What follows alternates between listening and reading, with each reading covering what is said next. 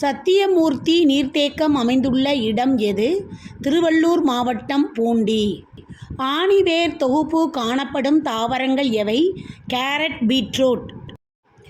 மண்ணிற்கு மேலே வேர்கள் காணப்படும் தாவரம் எது?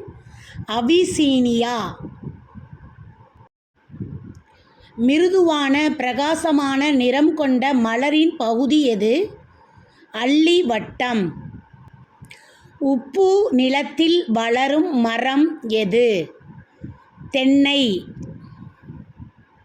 நீரில் மூழ்கி வாழும் தாவரங்கள் எவை? ஹைட்ரில்லா, வாலிஸ்னேரியா. தாவரத்தில் எக்ஸ் என்ற பகுதி இல்லையெனில் புதிய தாவரங்கள் உருவாகாது. அந்த எக்ஸ் பகுதி எது?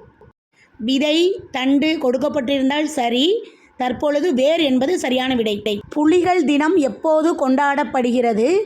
ஜூலை 29.